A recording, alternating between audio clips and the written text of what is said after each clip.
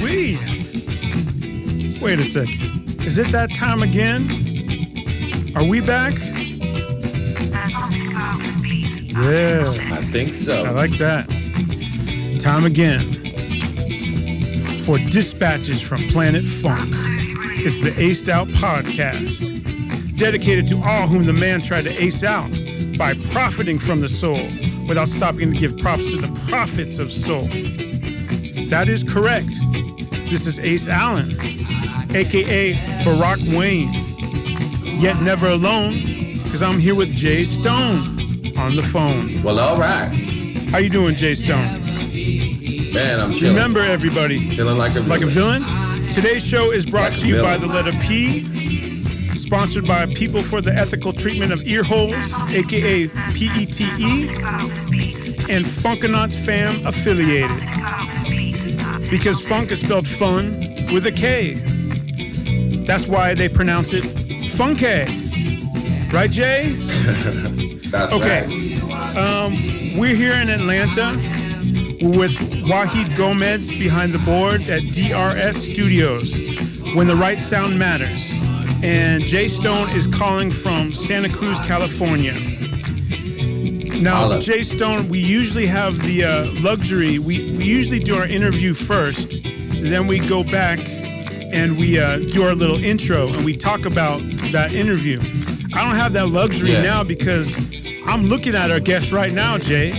I'm looking at him. He looks handsome. He looks good. He's ready to talk. He's sitting right in front of me right here on the chair. And it ain't no bird. It sure as heck ain't no plane. He's able to stage dive in a single bound. It's none other than Flyin Jay, a.k.a. Jay Armant Jr. Say hello, Flyin Jay. Yeah, I'm all in the Aced Out podcast. All right, man. It's good to see you, man.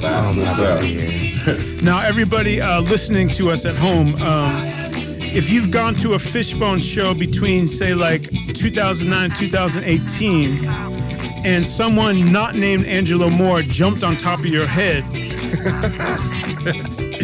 well, that was my man Flyin Jay. Damn right.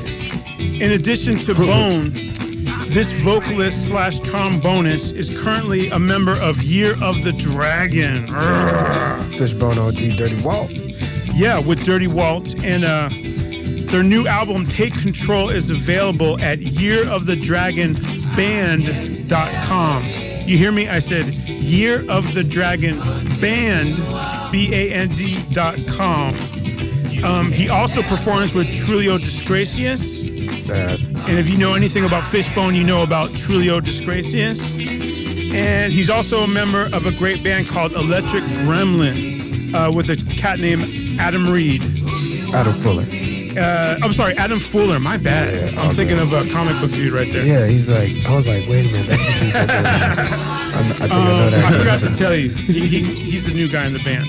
Now, we're going to talk to Flyin Jay Armant about everything, talking about Bone, about Year of the Dragon, about what he's doing now. First, I just want to take care of a couple things. Remember, what you're listening to right now, this is our theme song for Aced Out Podcast, but it's also a song from the album called The Bible by the Funkanauts. My co-host Jay Stone is the leader of the Funkanauts. This is him singing and playing right here, and me as well. I am the bass in your face from the Funkanauts and a vocalist there as well. I want to give a shout out and a special thanks to Freddie Martucci. Thanks to him, we're doing this interview right now. Thanks to me chopping up with him and getting to know him, we were able to get Flyin Jay on the track.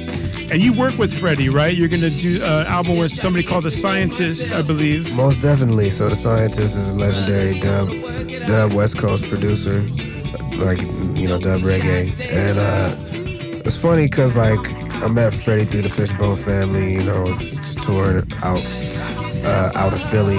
He's, you know, from the Philly, Jersey area. And just collaborating over the years with him on various, like, tracks and side project ideas, getting his music back off the ground. He reached out to The Scientist, which is crazy because, like, we all run in the same circle. Right.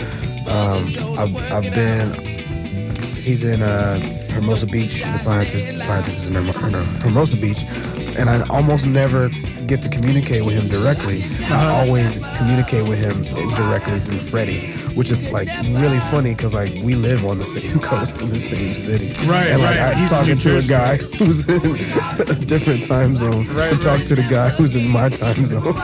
And so, you know, I was talking to Freddie the other day about just plans, like, because I really want that. I want to be a part of that process, but my time is so limited that my contributions, like, I'm like, yo, you did the album art, you got the album art from this dude, you got the scientist giving you all these tracks, you got all this stuff, and I'm like, whoo, I got limited time, but I still want to be a part of things. So it's like, I had all the time when I was in Fishbone to do so many collaborative efforts, and I just tried to do as many things as I could, and that was one of the ones that really still to this day is coming to fruition. So yeah, at the very least, a dub project is gonna come out of that. Some kind of dub hip hop.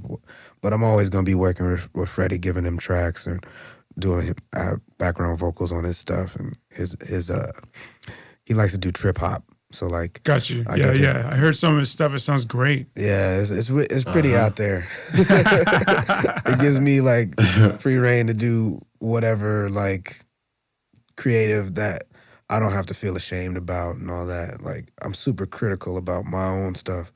So I know what being on somebody else's stuff where I get to be less critical of myself is a beautiful thing. It frees you up. Well, big shout out to Freddie, and it's great to have you here. I also want to make sure I mention that this episode is brought to you by EQ Shoes. It's founded by Eric EQ Young, who's bassist extraordinaire for Jay Stone. He plays in the Daz Band and Confunction now, right? Yeah, and he does his own funky solo projects. He has a shoe line. The man is always dressed slick, and he's looking how I want to look. And he has his own pristine shoe line called EQ Shoes, and these are fine, funky shoes handcrafted in Italy. You get free shipping, 100% satisfaction guaranteed. Love your shoes or send them back for free. And they're featuring the minimum low high top, a cutting edge design, a street style low sneaker with a sporty sole, genuine Italian leather, and also EQ vintage high top, the young lady boot heel, and my personal favorite, the neon funk, which is a purple shoe. That's at aliveshoes.com/EQ, and you can find EQ Shoes on Facebook, Twitter, and other social media. I also want to mention you can find Aced Out Podcast on Stitcher and iTunes, and of course our own website, acedoutpodcast.com. We got people listening to us in Alabama, in Michigan, in Maryland. People listen to Aced Out Podcast in DC, Texas, South Carolina, Missouri. But also, check this out, people listen to us in Germany, United Kingdom, people from France, people from Egypt, people from Vietnam listen to us. People from Ireland and Canada listen to us. And I'm going to make a special announcement I need to make at the end of this. And I also want to give a big shout out to Virgil Scott and dedicate this episode to Zach Scott. One last thing, Flyin Jay, I also want to point out that we support KIND, Kids in Need of Defense. That's supportkind.org, supportkind.org. If you support them and give them money, they will help out with all those children and mothers being held in cages at the border right now. So we want to support that. Mm-hmm. Now, I don't know if you remember, Flyin Jay. You remember Funkanauts? We opened for you Fishbone in 2015 in Chico at Lost in Maine. I definitely remember that gig, you know. That was a wild night. So many fun times at Chico, especially at the Lost in Maine. Like I was talking to Ace earlier, I seem to remember Noah Wood telling me that Lost in Maine no longer exists or it gets shut down or whatever. Another one bites the dust, man. Another venue bites the dust for sure. And that was such a fun venue, fun place, fun night. You know, they have that bicycle drum set there. Yeah. I love the bicycle drum set. So crazy. The green room downstairs. Man, we were jamming. Me, Rocky George, whoever else was in there. We were jamming because they have like in their green room downstairs. They have that. What is it called? It's it's an old school record player. And we were just like jamming out to Earth, Wind and Fire, like classic records. Oh wow! You just mentioned two things there. Rocky George, for one, it was always a trip for me seeing Rocky George because I'm such a big fan of his from Suicidal Tendencies, going way back to the 80s. So seeing him in Fishbone is so nice. It's so interesting to see him there. But let me stick a pin in that because I want to ask you about working with Rocky George. But you just mentioned Earth, Wind, and Fire. Oh, yeah. And in fact, you worked with Al McKay. Oh, yeah, I did. Legendary guitar player for Earth, Wind, and Fire. He wrote September. He wrote Best of My Love for the Emotions. He did he? He did. I didn't know that. He's got cuts. Now let me ask you, that was called the Earth, Wind, Fire Experience? Yeah, it's called Al McKay's Earth, Wind, and Fire Experience. How do you get a gig like that? When did you do that? I did that the end of the year, so that was November and December 2016. Was it 2016? Yeah, 2016. No, 2017. Sorry. And where'd you play? My years mixed up. Trombone. Just we went to. I got hired on for a few gigs because the sax player Ed Wynn, he had noticed me playing with Trulio on like no kidding, a percussion player's live stream by the name of Orlando. Mm-hmm. Orlando's a dope percussion player. He's streaming his stuff most of the time. Ed checks into his live stream, sees me like leading the charge of like 6-horn player, whoever was there. Mm-hmm. And, just jamming. We're making stuff up. That's how Trulio is. Right. And I'm just throwing parts to my comrades in arms. Ed gives me a call because he already had a short list of trombone players he wanted to talk to for the spot. Decides to take a chance on me.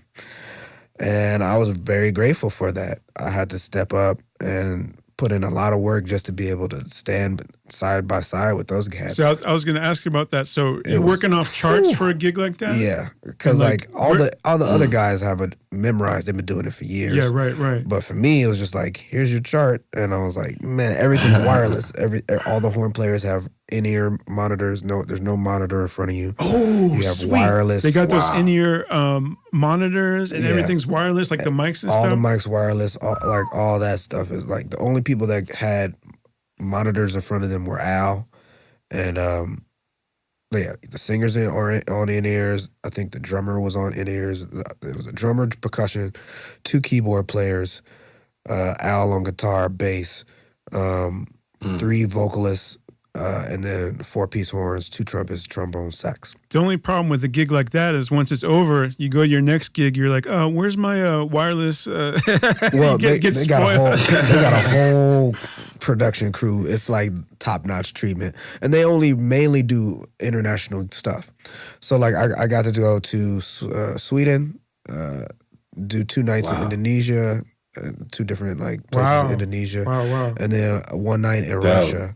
Which was in Russia wild. I had never thought I'd step foot. Wow. Is that first time? The only time. What is that like? It was Moscow in December, so it was cold as hell. Oh my God. I got top-notch treatment, you know what I mean? Top of the line hotel. Mm-hmm. They treat Al like a rock star because that's who he is. And wow. We played at the Moscow Golf Club for like a private event. I was tripped out because of like the people in the room necessarily, not like the venue was nice. It was a Christmas party, like Russia being any kind of like any other European country. But the things that I was just most tripped out about are like the people I didn't get to talk to. The guy that hired the band, like, he Americanized Russian, but all the people in the venue, like for their Christmas party dinner, some of those people I'd imagine were like some scrupulous characters. They're rich oligarchs there. So I was like, we're putting on a show for these rich, like, all right. Right, you're like, who am I playing for right here? You see some friends of Putin just hanging out in the Moscow golf, because like it's the Moscow Golf Club. You have to know that anybody who's affiliated with this is like loosely affiliated with, the man at the top. They have to be. They have to be. They have to be. It's the law. A Trump, maybe, whoever. It's golf and like rich people. So it's like, okay, this all kind of makes sense. It was a fun gig.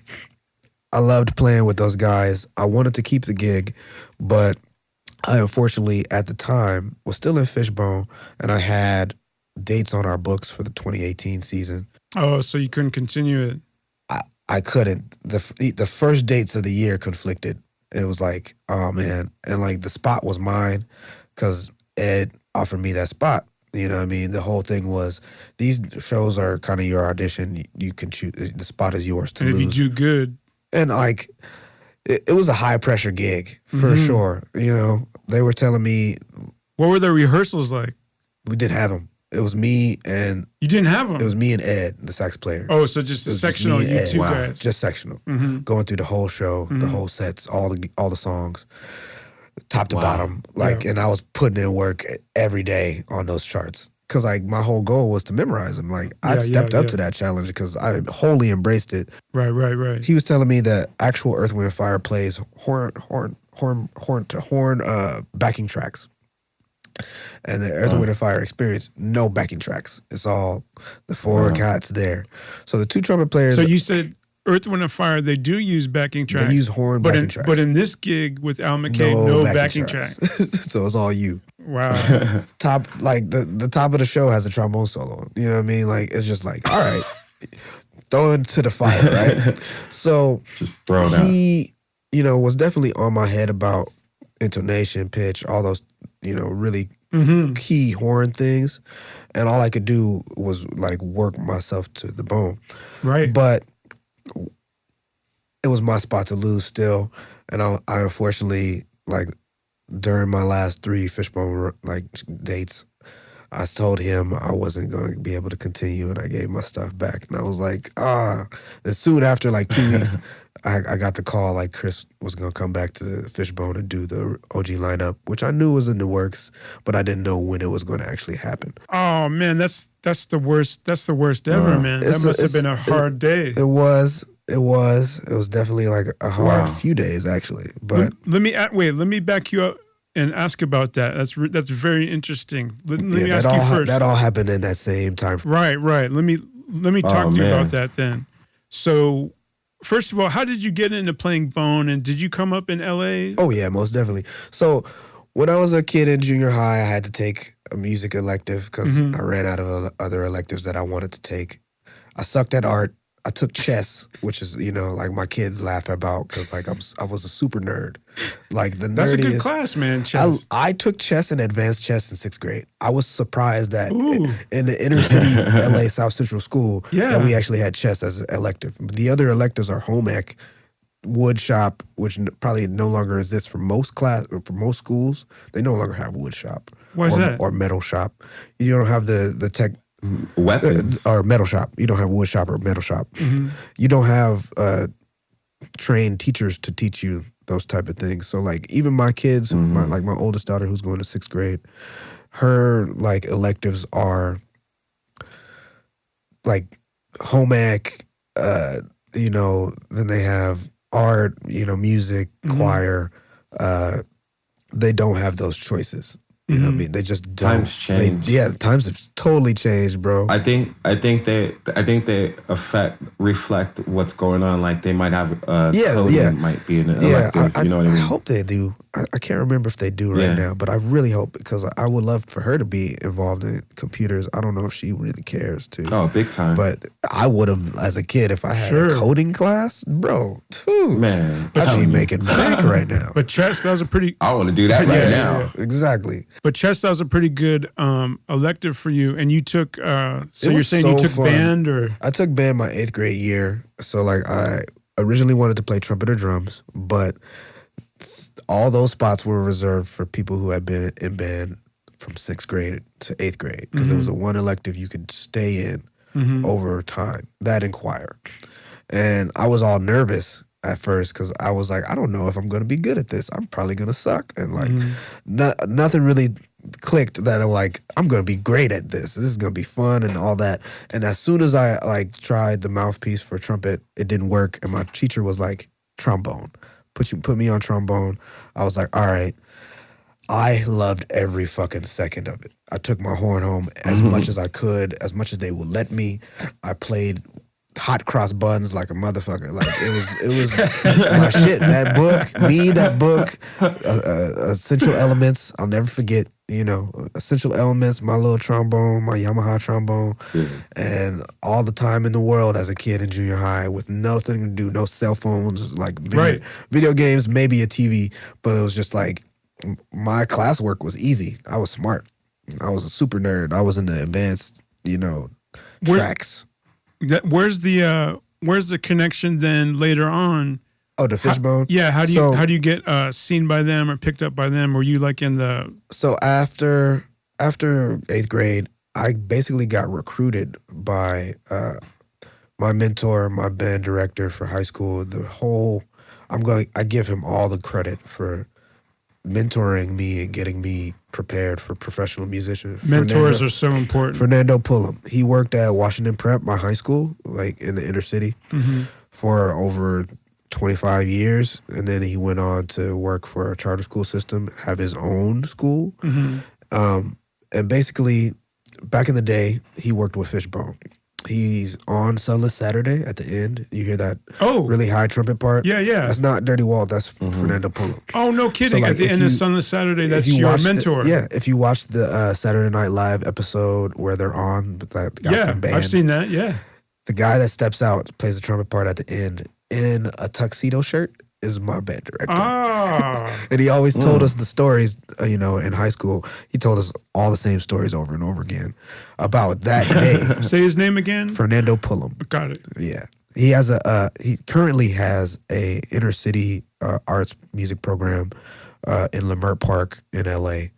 He every day after school, after 3, he has music choir and drama for free for kids of any talent, any ability to go and get lessons and play and they put on spring musicals every year. It's a great program. I recommend it highly. He still shows me so much love, and I could call on him as a mentor still. So with all that said, through high school, I got taught by him. He was our band director. He took us everywhere and showed us how to be professional musicians. At the time, I didn't see myself doing this. So I ended up my senior year not taking it as serious. I went to UCLA, not for music originally, but I ended up in the music department still. You can't deny your talents. You can't deny what you have a passion for. Kept pulling you back in. Kept pulling me back in. And so I started playing again professionally. Outside of UCLA, independent with some friends called the Wild Bunch. We all went to the same school. We were all, at least, except for a few members, we were all under his tutelage, Fernando Pullum. And they created a band, signed to Sony in 2004. And then I joined that band in 2006 after Sony dropped them. So similarly to Fishbone, this band in the inner city, all black, grew up, signed, played in a band, grew up, signed to Sony, got fucked by Sony, all in the same vein. So like I joined that band after they got signed to Sony, right? And through all that, Fernando saw me playing again. He was like, "Oh, I didn't know you were still playing." I graduated from UCLA. He gave me a job teaching for his charter school programs. Oh, really? Yeah. Mainly because of my affiliation with the Wild Bunch and the lead singer of that band, Damon Crawford. Nice. It was like he was teaching for Fernando Pullum at the time, and like he wanted an assistant. And I just got graduated, and he gave me a job opportunity. So when Fernando had that charter school program going on, and he was working with that, he had Angelo and Norwood come out to speak to the kids and give workshops and all that. So that was 2009. At that time, the trombone player for Fishbone was John McKnight, and the Everyday Sunshine documentary was about to be making the rounds. Right. So they were finishing up that, and John McKnight couldn't make all of the gigs. Like he had conflicting gigs, and I think he might have had some personal reasons why he might have wanted to step out of the band. Similarly with Dirty Walt. Dirty Walt was out of the band at the time. Right. And so my mentor, Fernando Pullum, was playing trumpet, at the time. So my first Fishbone gig was the day before my birthday, 2009. I was turning 20, I'd have been turning 24. Okay. Yeah, 24. Wow. I was turning 24. Yeah, because I was 23. I was 23. Damn. I was 23. I was 10 years ago. I was 23. I got a phone call from my boss, because then he was my boss. He's no longer my mentor. He's my boss at that time. Right.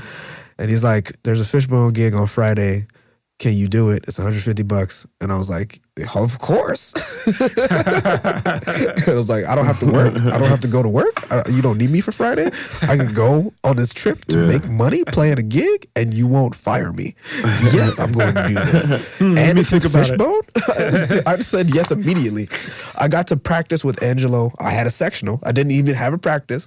I had an hour sectional at Angelo's house when he used to have the famous. An hour. Wow. Yeah, because it took me forever to find parking in Hollywood, because he was living in Hollywood at the time, which used to be, it's a famous, in the LA musician scene circle, the Green Jello House. That's what it was. That was where he was at the time. And so the upstairs, downstairs in Hollywood apartment, which was crazy. I walk in his spot and it's full of Shrunken Heads and a piano and music everywhere. And I was just astonished, I was like, oh man, this is so boss. I'm blessed, Right. Get to practice an hour with him, go over horn parts, and he's trying to remember how the trombone parts go, of course. And I'm like, all right, I think I got a good grasp of things. So then that Friday, the gig, we're driving to San Francisco. We're opening for Living Color in the Regency Ballroom in San Francisco. Yo, great. I'm learning horn parts in the van on the way to the gig with him. Wow. And then I meet all the rest of the cast, because I hadn't met them. I was just a fan, and I knew of. And so I was blessed and honored, that I got that opportunity. The weird part about it, though, was I'm standing next to my boss at the same time. My mentor, my boss, my father figure for over a decade. Right. The guy who told me all these stories that I we heard every day in band practice. And then I'm playing next to my boss. How that's in a super high pressure situation with no full rehearsal, just a sectional, and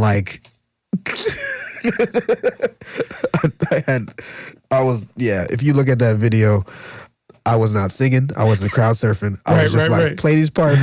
Okay, I don't need to be up here for this song. All right, walk off. All right, come back on. All right, play this part. All right, walk off. Oh, I got you. And over time, I mean, that was just the first gig. And then there were several other gigs that John McKnight, I was a fill-in for. Got you. So over the next year and a half, that was my role. If there was an open spot, I would do that. I went on to be laid off from that teaching job, and I made video games for a living at the time. I was a game tester. So when oh, no kidding. Yeah. So when Norwood called me out of the blue to be basically a full-time member or start that process, I was so ready. I was so ready, and I was so grateful, and I really wanted that.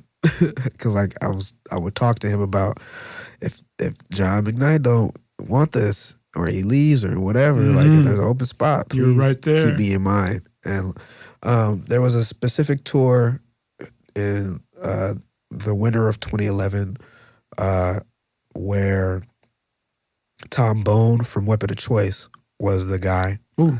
And then after that, I was the guy. From then till 2018 when Chris went back. On that note, let's check out, let's get a flavor for some of your work with Fishbone. I want to check out a little live video you guys did. This is a fun one too. Yeah, for Behind Closed Doors. And where is this? In Lagunitas, California? No, so this is in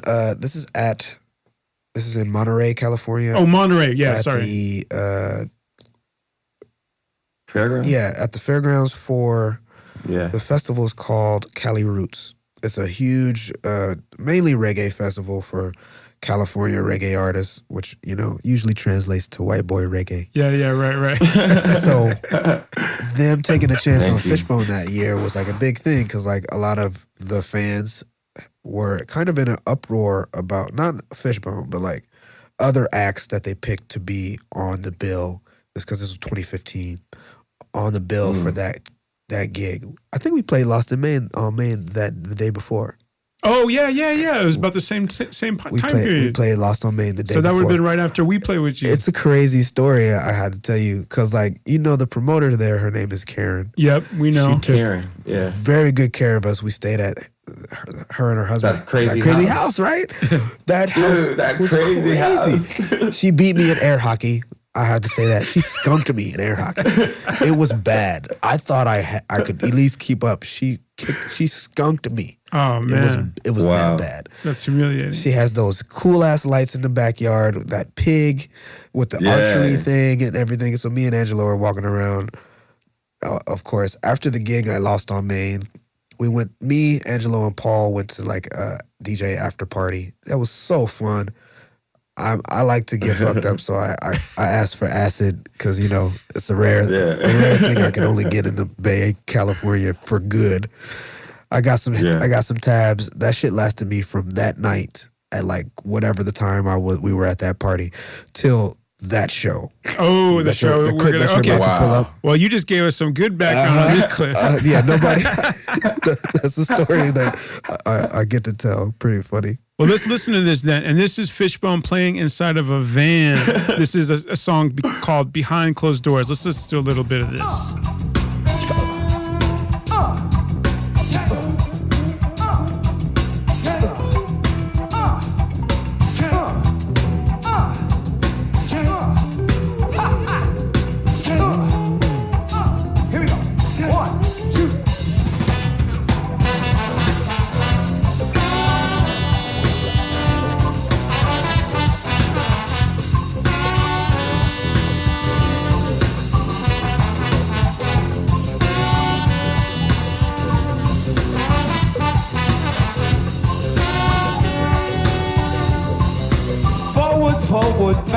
Back. I'm falling and I can't get up, and I'm slipping through the cracks. I'm in a crisis and I can't afford the prices. No means to feed my family, can't afford the nicest. No escape, no pleasure. I really can't seem to get my shit together. Can't protect my children from the weather. Me and my baby's skin grows tough as leather. Where do they go? When it rains. Where do they go? When it snows. When the cold wind blows. Behind closed doors. When it rains. Where do they go? When it snows. When the cold wind blows. Good Lord.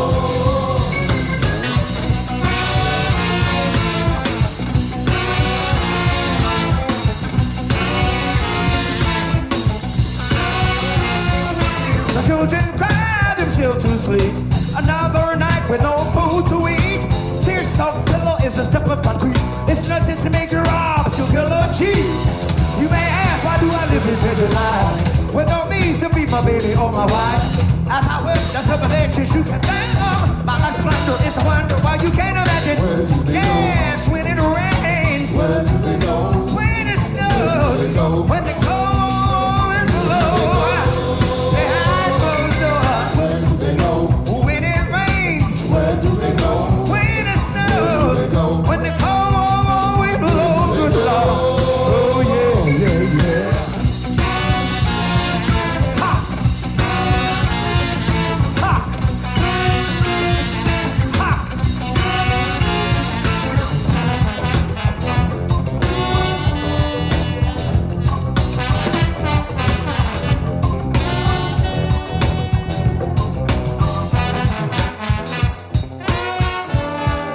Let me give you a visual on this. So these guys are like in a van, and Right. you got to see this. You guys can see it on YouTube. So let me think. So Norwood's like standing in the back, right? And then you got the drummer John. He's like he's in the front, big Afro. Rocky's like right behind him. And then who was it? Dre Gibson on keyboards. Dre is on the record. At the time, Paul Hampton was in the band when we did this. Oh, okay. So Paul Hampton, and then you and Angelo are right there in the front, and you guys are like, you guys are squeezed together. It's tight. So that's a whole series that they do. It's called Jam in the Van. They have a headquarters in Sounds good. Venice, Cali. It's so nice. It's basically a van that they have a full recording studio in. And like they film and broadcast things. That was my first appearance on it with Fishbone. We didn't do another appearance as Fishbone, but I did an appearance with other people, and Norwood did too. I've been actually meaning to hopefully take some of our side projects there to do stuff like Year of the Dragon. How come Walt isn't there? Because he was there. He didn't want to do it. Ah, okay. He didn't have to do it. He didn't want to do it. Okay, gotcha. We had like literally just arrived from Chico driving there. So it was just like, hey, you guys want to do this kind of thing? And it was like, immediately get out the van, get into another van, and play music. He's all, I don't want to be in a van. Do that, which we're not getting paid for. We didn't get paid for Jam in the Van. And then do our actual set, which we're getting paid. So he's like, we're not getting paid? I'm not doing that. Gotcha. He sized that up. Are you paying for that? Oh, for the Jam in the Van? He said they didn't get paid. Yeah. No, we didn't get paid for that. No, but we got paid for the. Is it something that you pay for to promote yourself? No, it's basically like just kind of scheduling. If you already have your own little buzz, but it's really like you gotta schedule them far enough in advance that they have time for you to go to their to their headquarters or be at a place that they took. Where they're at, like a festival that they're at, or be a band that's playing at that festival, and then get that love. So the two main things I want to ask you about that experience, and I want to move on to ask you about Year in the Dragon, Electric Gremlin, stuff like that. I want to ask you, so first of all, so you're joining the group. You just gave us a whole story how you got in that. Yeah. I remember I went, I've been to like 5 million Fishbone shows. I saw a Fishbone show at the Independent with my friend Christian in 2012. Oh, yeah. And that was the first time I've seen you. We had and that. you jumped in the crowd like 3 times. That's the first. So I'm like, so how does that happen? At some point, do you raise your hand or band practice go, if you want me to stage dive, I'll do it? Because actually, Angelo, he didn't stage dive. He stayed on the stage, and you did all the diving. So how did that work out? And you're called Flyin Jay and this whole persona. So back in 2011, basically in 2010, Angelo got sued. Right, I remember that now. The World Bar show in Philadelphia. And by the way, I want to say, if you sue Angelo for jumping on you at a show, that's like suing the ocean for getting you wet. You know what I mean? That ain't fair at all. They were on tour with the Dead Kennedys, and the lady who was there, she was there to see the Dead Kennedys. Had no idea who Angelo was. Hater, Fishbone, basically. Something like that. And he jumped out, injured her. Of course, I wasn't there for this, but, I hear all the third party, hand-me-down information. So she got injured. She sued everybody, the venue, the bands, both bands. She wasn't a punk rock. I know, that's not very punk rock. Yeah, but, she was, a nurse and got, she couldn't work or whatever. So it got sorry to hear that. long and drawn out, and it probably, could have been, really addressed. Eventually, I think it all got settled, so that was cool. But there was a time where it was really touchy, him doing it. He still would, if the mood was right or but he was very not trusting of his audience. Perfectly understandable. And so at the time, me and Dre Gibson was in the band. Dre would go crowd surfing. I would go crowd surfing when I felt like it, because my first Fishbone show, I see my boss, Fernando Pullum, go crowd surfing. It's just like, okay. And I'm just the guy, I'm just trying not to fuck up parts, right. So I didn't have that in my mind at first. I didn't think I'm going to turn this into a persona or anything like that. Right. But it just so happened that seeing Angelo do that shit and it was dope, or seeing Dre do that shit and it was dope, I was like, I want to do this. Yeah. I'm small. They're going to pick me up. They're going to catch me.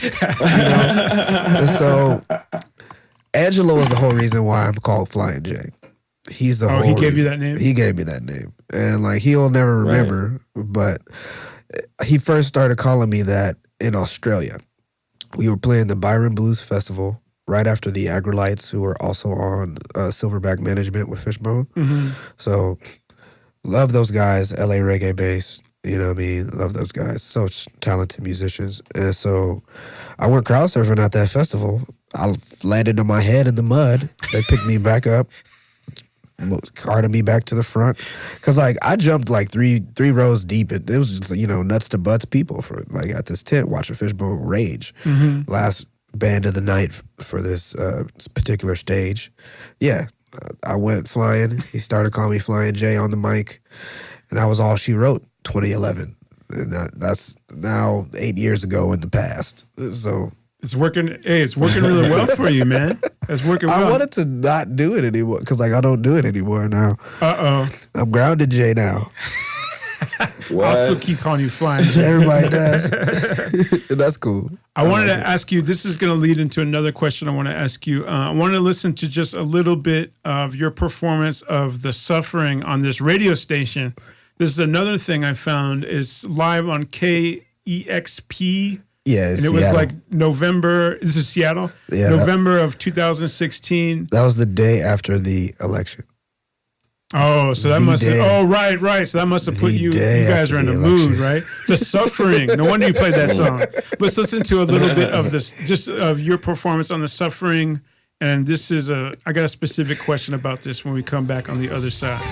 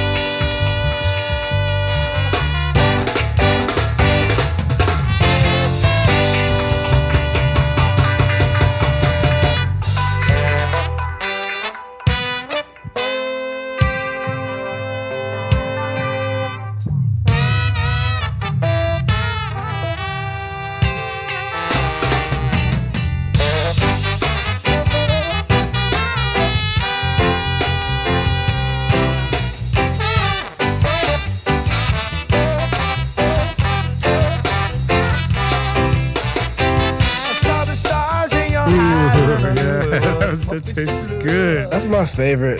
Like, probably one of my. Well, I can't say my favorite, but like one of my favorite horn parts, Fishbone horn parts. It's great. That's a great tune. It's cool that tune has turned into such a staple because that's on like a later Fishbone album on the Nutwork album. So that's so cool that's become into its own as sort of like a staple. You're definitely not gonna see that played at live shows now. Oh, you're definitely not? Why is that? Not. Oh, right. Not Because anymore. and let me get that leads into what I'm going to ask you.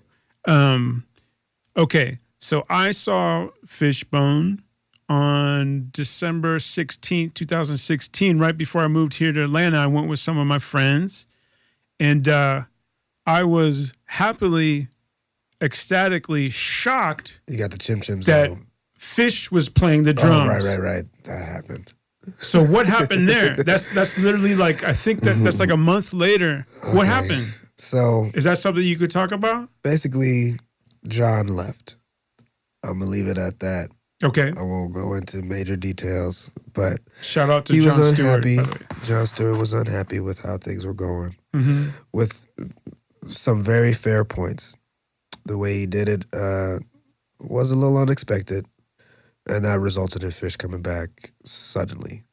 And, Were you just, how does it look from your point of view? How did that look like? He was just there one day? Or did you, I was there when it happened. You know, everybody in the band was there. Everybody who was in the band at that time was there and present for when he left. Mm-hmm. And it's just unfortunate how it turned out. Mm-hmm. I mean, we're all still good people. He still jams with everybody. Yeah. You know, we all still talk. I saw he wished Fish a happy birthday. I saw on Facebook just the other day. So. They don't have bad blood or nothing like that. Yeah.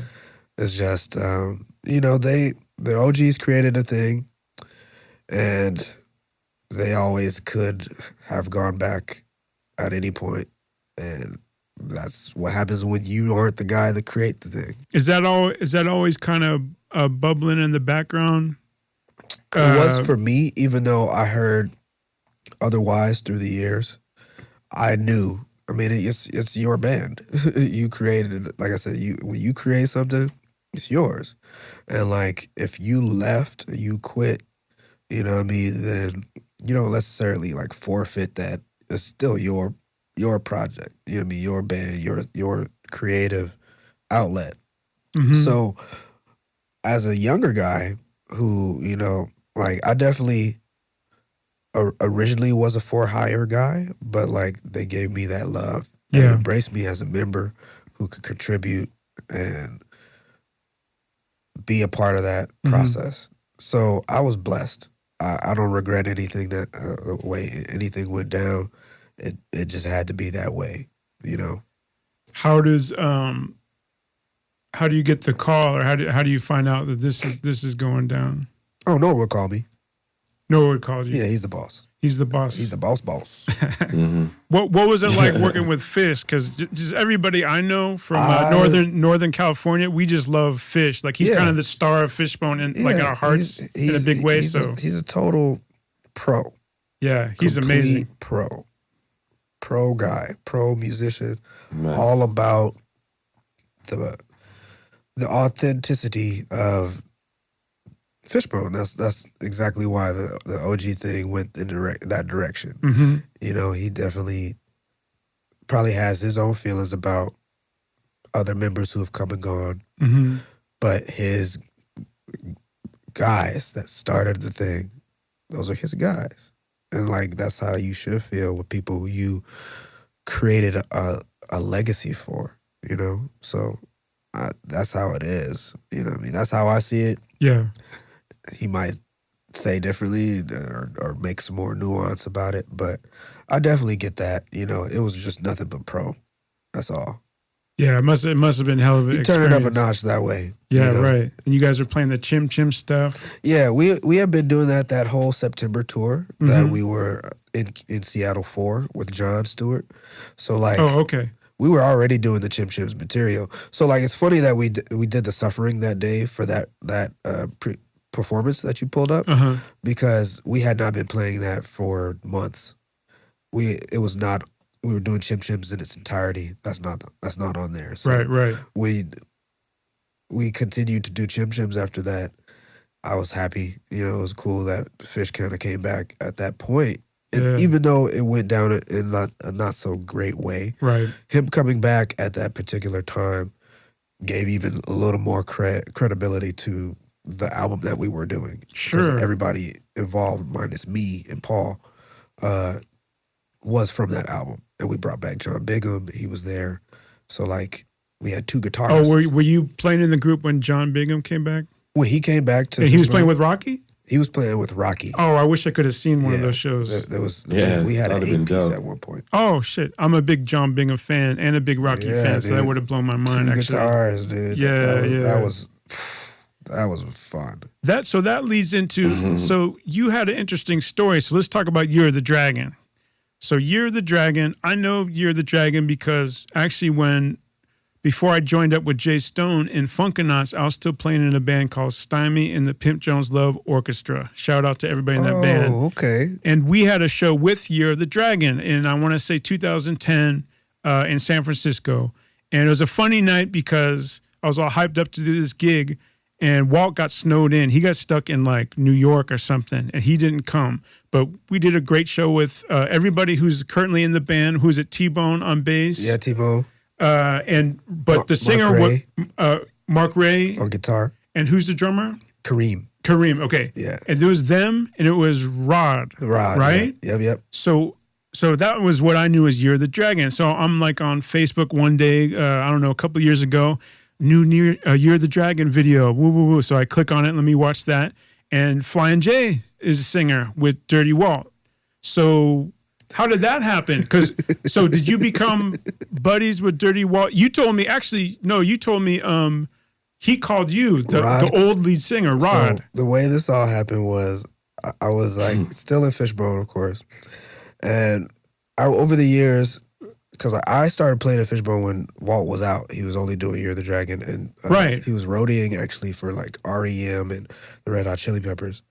And so when I, started to get to play more with Fishbone, Walt had like, I was there when like he was playing one of like some of his shows coming back. Mm-hmm.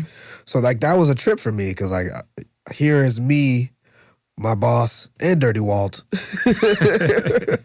And he's coming back, to the band. And I was like, oh, okay. So over the years, I got to build a rapport with Dirty Walt because like him and Rocky were the stoners. And like I was like, I smoke pot now.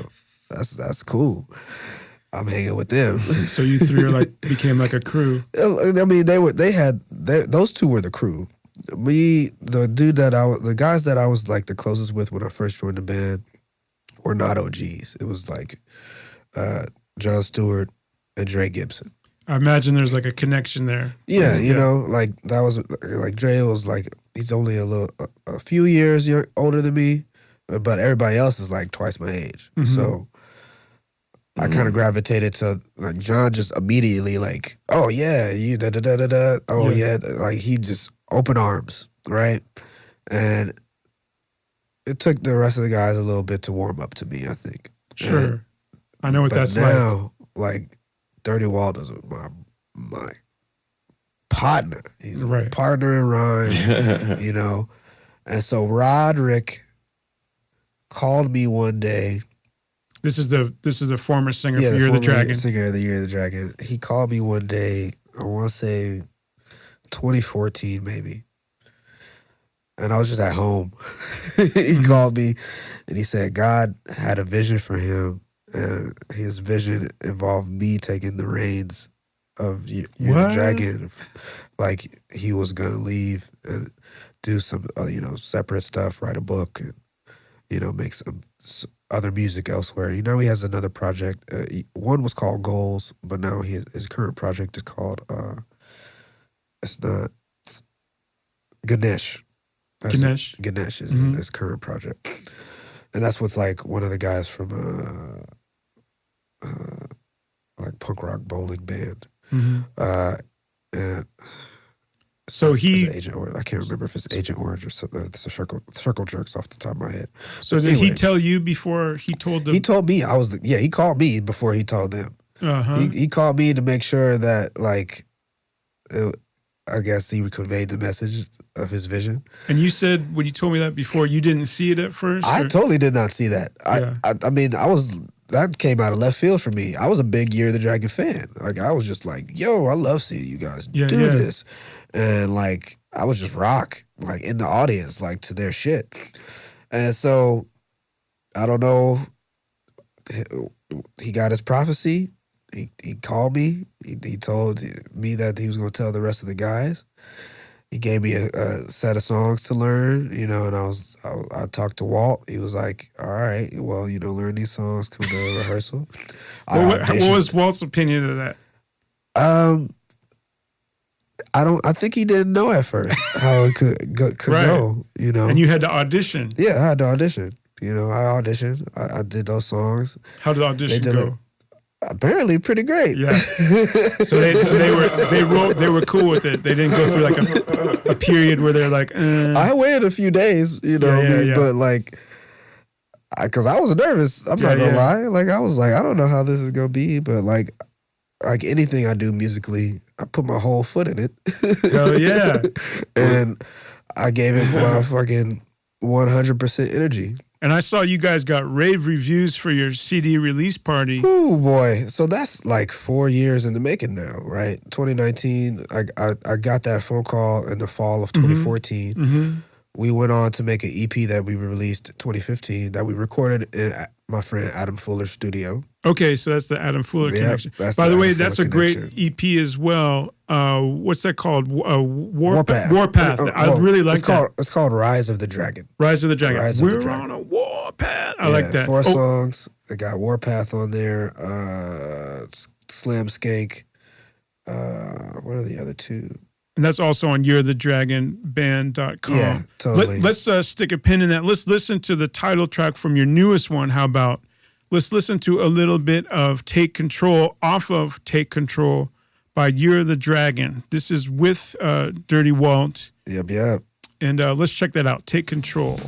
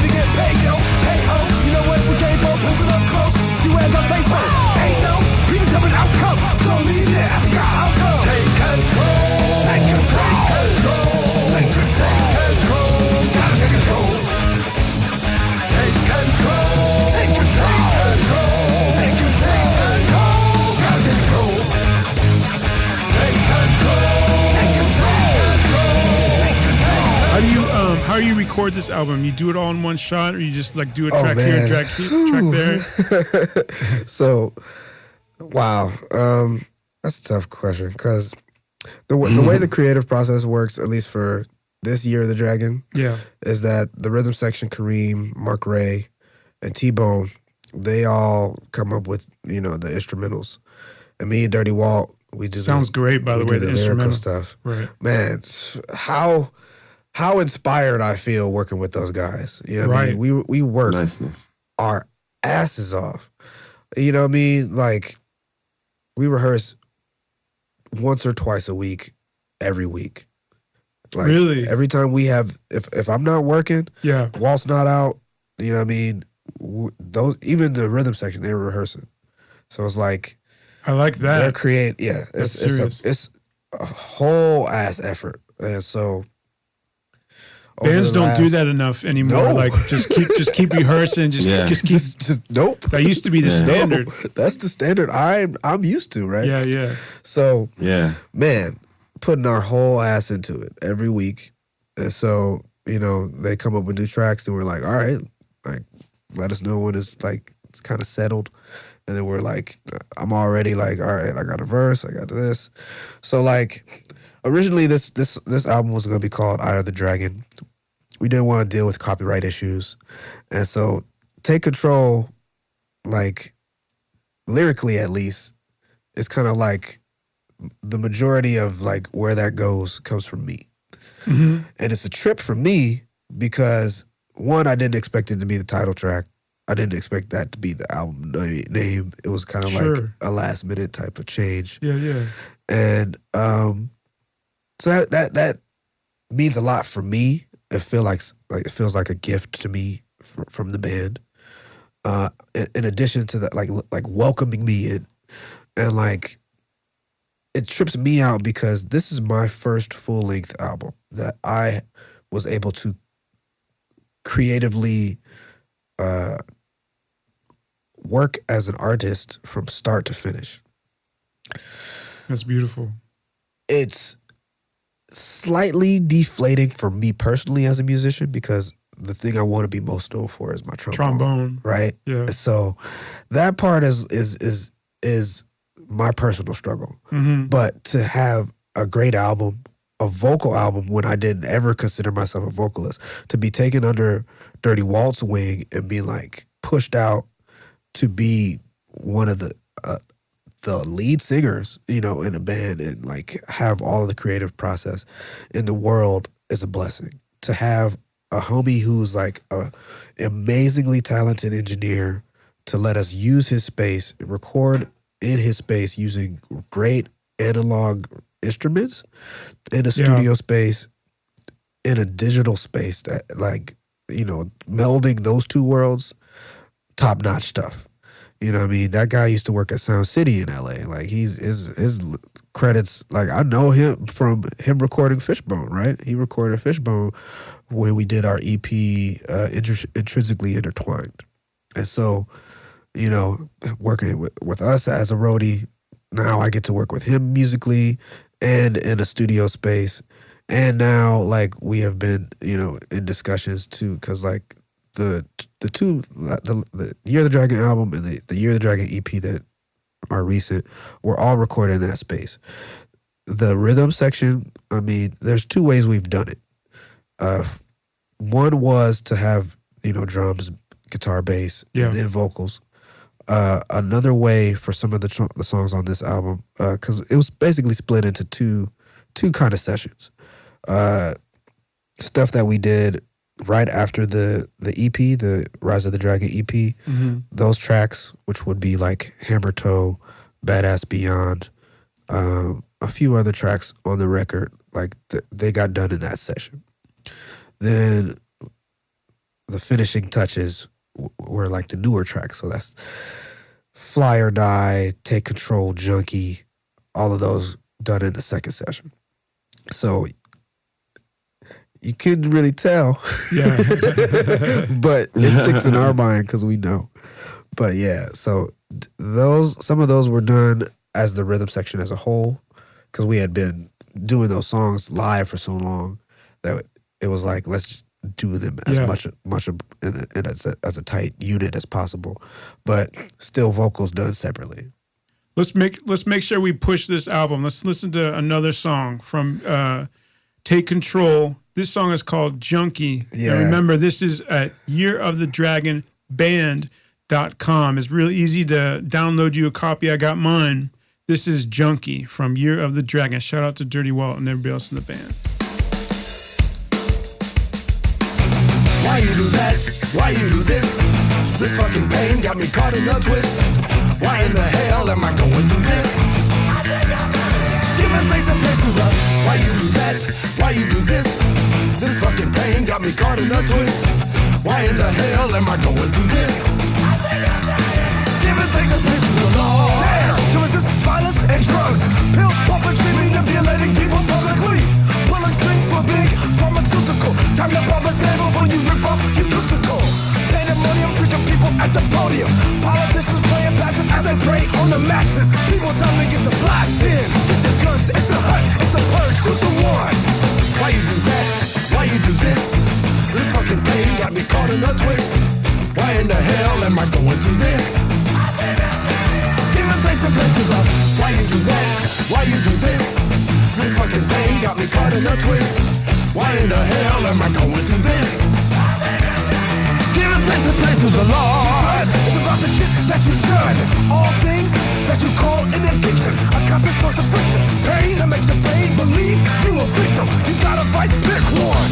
Coke, fentanyl, speed, codeine, oxycontin. The dope man got what you need. A dying breed as we proceed. We take pills and we drink while we die. What you think? We take pills and we drink while we die. What you think? We take pills and we drink while we die. What you think? We take pills and we drink while we die. What you think?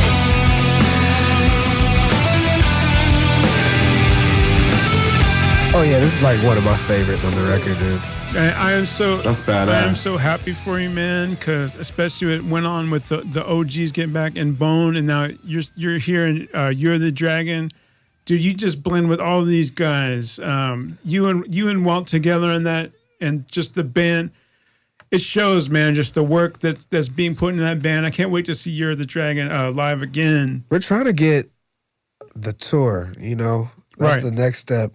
We got like management and representatives trying to get ears on it because there's been nothing but good talk about the album, and I'm like, I love that. I love that people are recognizing we put fucking hours in on this. My boy mixed it for, whoo, dude. He put his whole ass into that. You know, he you know what I mean? Like all of our parts, nobody half-assed anything. Right. You know? And sounds good. Thank you. Like I particularly love this one because like the way this one, like the lyrics came about, started with the Dirty Walt chorus. Mm-hmm. And so it's like, I was like, all right, I got to bring these verses hard, boy. You know? And it was just like, I just try to ride their wave, you know what I mean? Like their, whatever they're doing musically. And like most of the time, like if I'm out working, you know, because I do this Bruno Mars cover band and I travel for that. So like I do some of my best writing when like I'm on a plane with nothing else to do. No outside distractions. Right. Nobody bothering me, and I'm just like, yada, da, da, da, let me get these verses, and da, da, da, da, da. I sit with it, sit and edit it, and, you know, send Walt a copy of the demo, and like we're sending it back and forth. I might go into his house and sit and go over shit, and like make final touches, figure out exactly how we gonna say something. So you guys work well together. You're always crafting. Hell yeah. You know, because that's the only way it has to be. Like when you dedicated to it like that, that's the only way it has to be. If I half-assed this, it would show. Right. It's just beautiful, man. And I want to encourage everybody out there to pick this album up.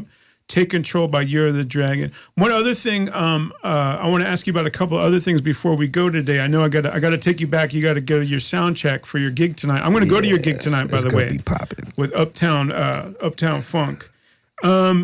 Let me ask you, so you got this project, Electric Gremlin. Yep. And by the way, you guys can check out Electric Gremlin at bandcamp.com and all the other avenues, Spotify, that you could check out music.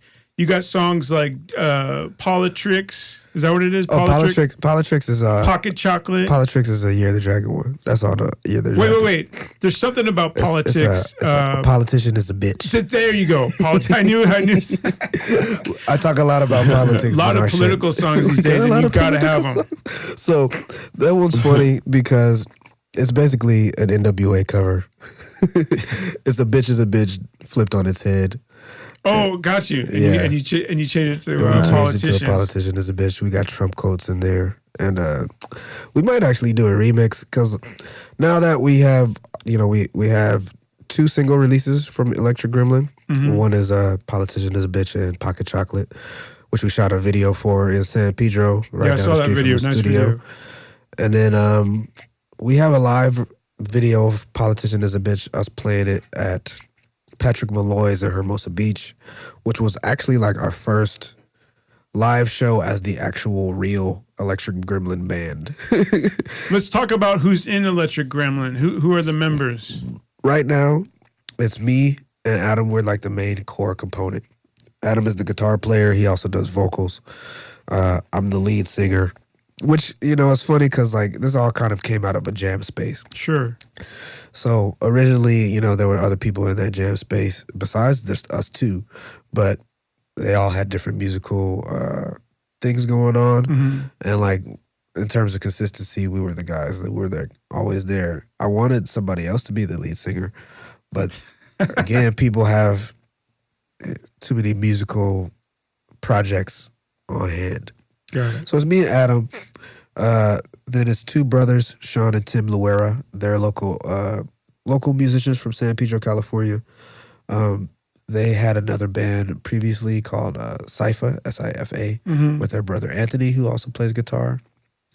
But currently they're in a band fronted by the guy who used to be the lead singer of CKY, that like Bam Margera Jackass project.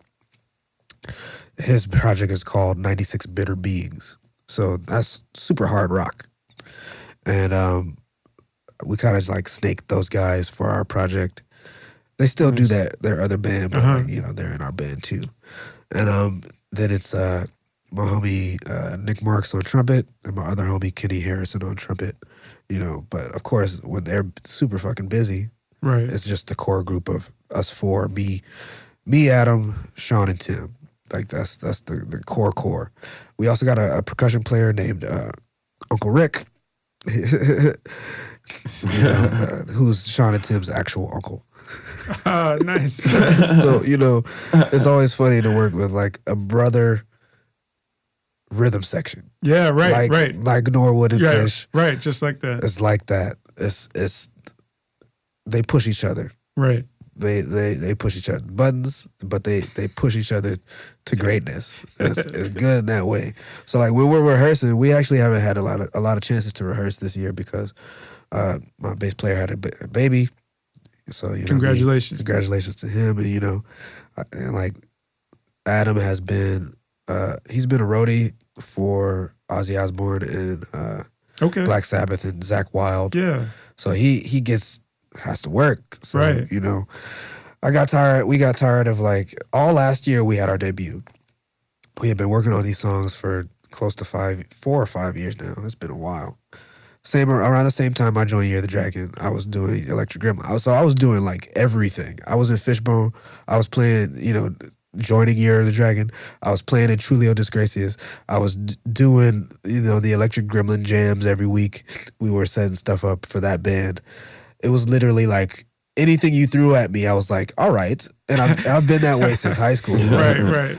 I was in marching band. I was in jazz band. I was in whatever orchestra band we would ever have. I was in, the band for the gospel choir. I was doing outside jazz band stuff for other jazz bands. I got to play with Kamasi Washington in high school. Oh my God. And Kamasi Washington. Multi-school jazz band through Mr. Andrews at Locke High School. Oh my God. I love him, man. We played the Playboy Jazz Festival together my 11th grade year. Damn. Yeah. Oh my God, that's incredible. I played 2 Playboy Jazz Festivals. So it was just like every band I could play in that would let me play. I wasn't even getting paid. I was just like throwing myself at everything. Right. And so I kind of like am a workaholic musically in that sense. Mm-hmm. Good for you. Carpe diem, right? It's a little much sometimes because like I had let's say, I want to say maybe either 2015 or 2016, I had a New Year's resolution to make music like every day. I got kind of burnt out. It was a lot. I fucking did that. Whew, it was a lot. So I've reached a better balance. I'm trying to take it a little easier on myself because even now, like I still do freelance stuff, but I'm real quick to like do too much at once. Right. And so with Electric Gremlin, like we've had to take a step back because like it got quick. That ball got rolling. We were like, all right, we're going to do this first gig. I didn't even have Adam there for the first gig. We had a replacement guitar player for the first gig. Oh, God. So, yeah, it took off kind of. And then the ball just kept rolling. It's like, who's in the band? And they're like, everybody's like, oh, this isn't the guy? I just thought that was the guy. That's not the guy? This the guy. Oh, I don't get to see him that often. So he's like, working. It's just, yeah. So at the end of the year, we were like, all right, we should slow down and not do that like that anymore. So we've kind of like, since then we've, recorded some new music that's going to go on the full length. It's going to be about 8 tracks. Some that have been like basically recorded for a while. So we've since our debut in February of last year, we only took it out of the studio last February. So we've only been a band outside of the studio for a year and a half. Gotcha. Since then, we played a significant amount of gigs. We opened for Fishbone, which was you did? Yeah, we got to open for Fishbone in Malibu. I did that. I put that together last minute. It wasn't even like super like official. I didn't go through all the official channels. I just kind of like, there's an opening slot. We can play. All right, let's just do it. Right. Played like some significant festivals. Not festivals, but bars and venues. Got to go out to Mammoth, play some gigs there, down to San Diego at the Belly Up and like et cetera, et cetera. The Mint, some iconic LA spots. Just been trying to build the profile. Released 4 songs. Pocket Chocolate, Politician is a Bitch. Those 2 have videos. One song that I wrote, which is actually literally about a cat, called Pause the Cat. Hey, that's the let's give that track some love. I got that queued up. My kids love this song. Let's listen to this song. Listen, I'm going to give that. So this is Electric Gremlin. It's a little cut called Pause the Cat. I picked this one out. That's funny you mentioned it because I really like this tune. It's funky. Yeah, I think it's funky. The horn lines are great. So this is Pause the Cat from Electric Gremlin. with Flyin Jay. Pause the cat. Pause the cat. Pause the cat. Pause the cat. Pause the cat. Pause the cat. Let me tell you something about Pause the cat.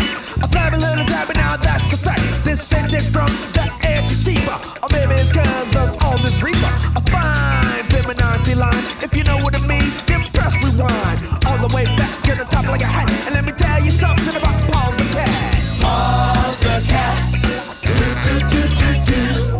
Pause the cat. Pause the cat. Pause the cat. Pause the cat. Pause the cat. Now pause was found in a garbage can by a punk rock guitar playing man who took her in, gave her shelter, and yes indeed, he always fed her a fine feminine feline. If you know what I mean, then press rewind. All the way back to the top like a hat. And let me tell you something about Pause the cat. Pause the cat. Pause the cat. Pause the cat. Pause the cat. Pause the cat. Pause the cat.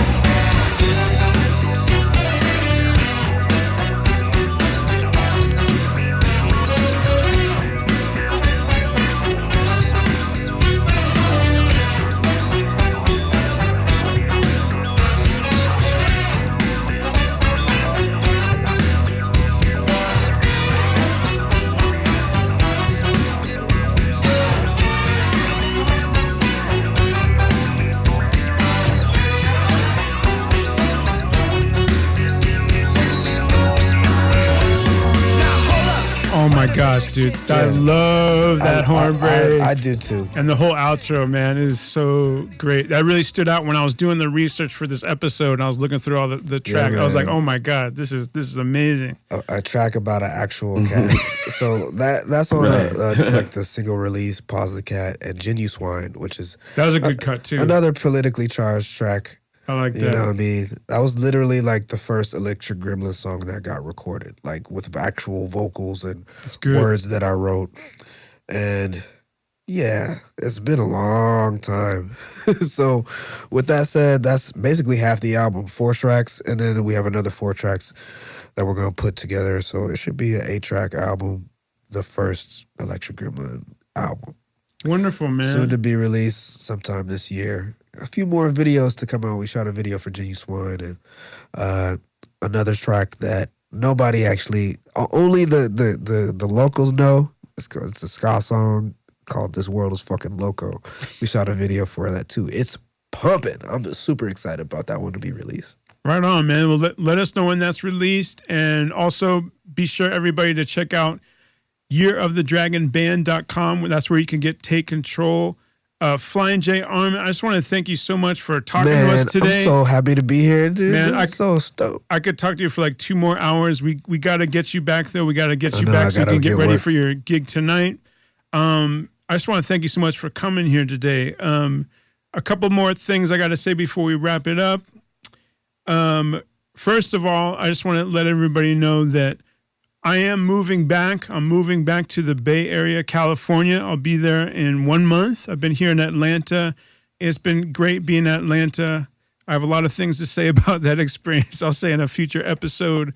But I am moving back to the Bay Area. I'm going to move to Oakland, California. I already got my studio set up there. My wife and I will be there soon. So you're going to see an uptick in Aced Out podcast episodes. Now that we got this show going, it's been going well. We're going to be doing a lot of shows in the future and having a lot of great guests. I'm working on some super special guests, but I don't want to jinx it, so I don't want to give out too much. But I've gotten a couple of leads, as they call it, reporters call it, on people we could get on the show.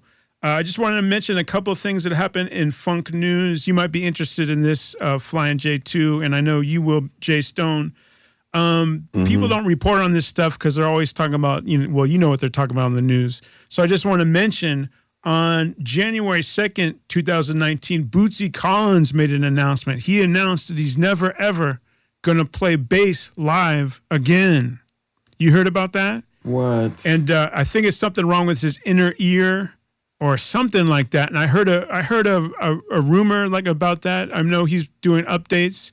So anyway, he made this announcement. He said on Facebook, "Time has come for me to tell all our Funketeers that I will not be playing bass in concerts anymore.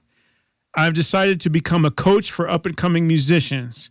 I know you're disappointed. Just think for a moment how I feel. Doc said too much pressure on my inner ear and right hand. Yeah, I had to make up my mind, so I did." So anyway, he made that announcement. He is still performing live. I know he performed recently when everybody in P-Funk got a Life Achievement Grammy. I think a couple months later, like in March or something like that, everybody got a Grammy. Yeah, not just George Clinton, but everybody, all the musicians and stuff. So that's beautiful. That's another thing they should report on the news that they don't make a big deal about. And anyway, I'm sorry to hear that. I also want to give a shout out and send much love to Stevie Wonder. I know he's been having lots of health problems. Damn, I didn't know that. Something wrong with his liver or something like that, and that's not good. Yeah. So I want to send him my love.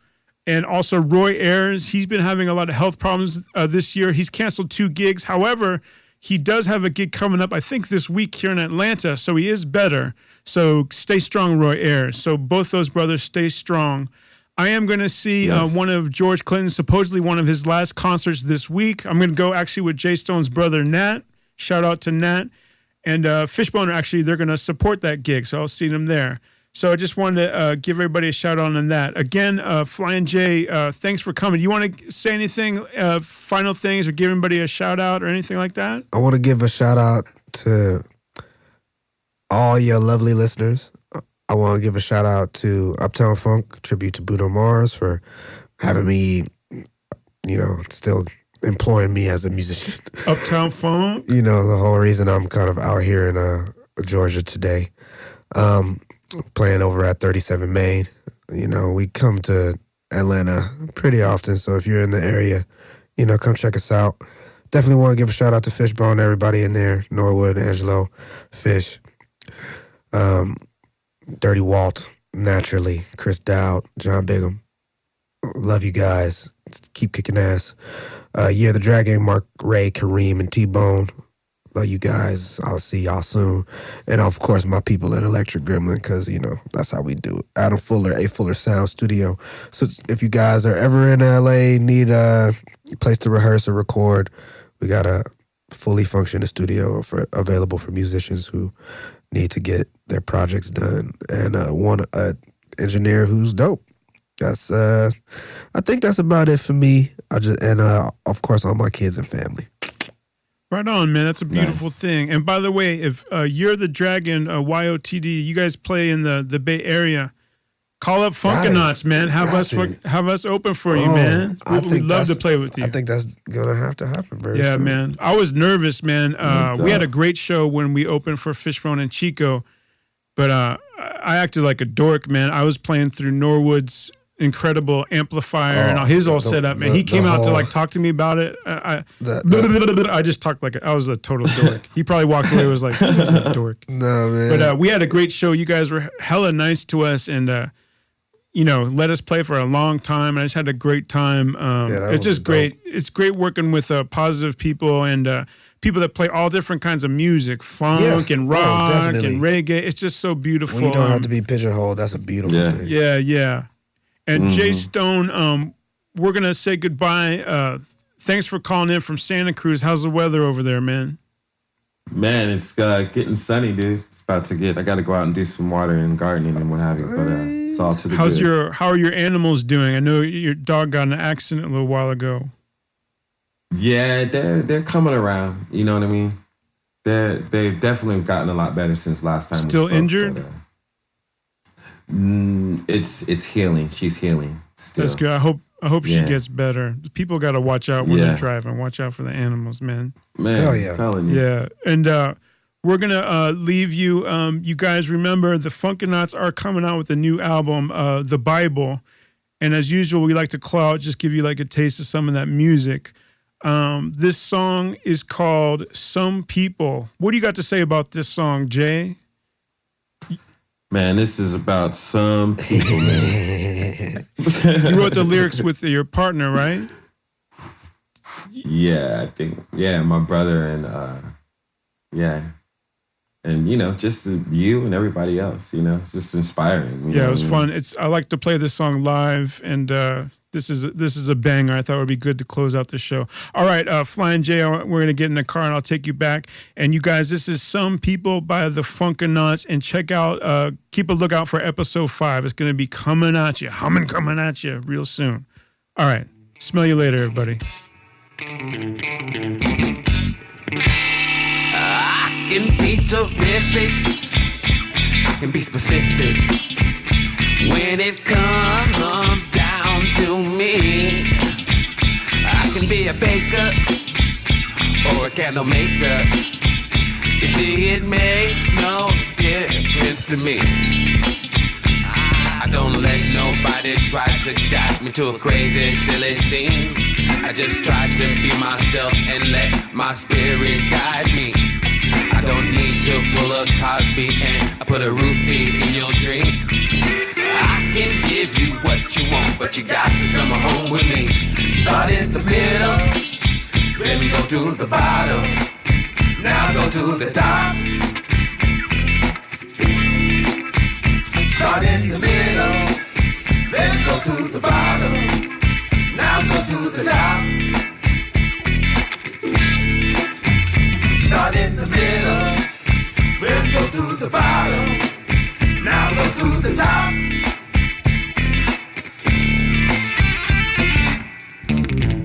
I can be demanding or just overstanding. I can speak street Japanese. I can be a preacher or a music teacher, but the funk will always be here to stay.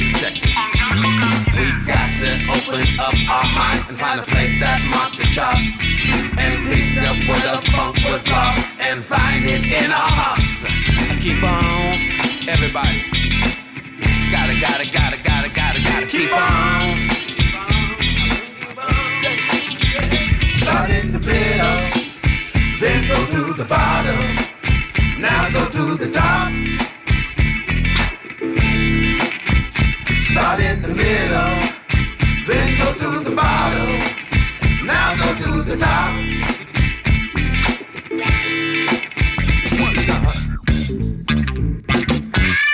That's right, y'all. Talk about the top. That which gives the bottom meaning, you dig?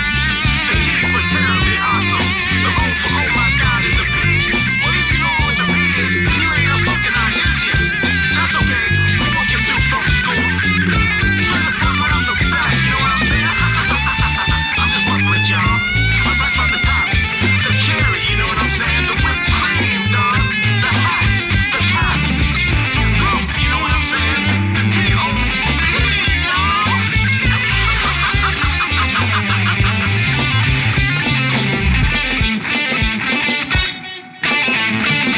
Nobody looking up, everybody looking down.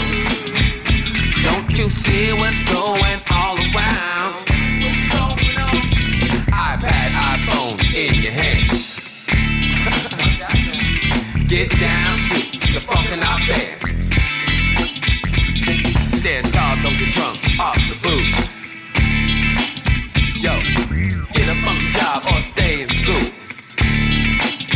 Some people in the middle, some people at the bottom, some people at the top. Some people in the middle, some people at the bottom, some people at the top.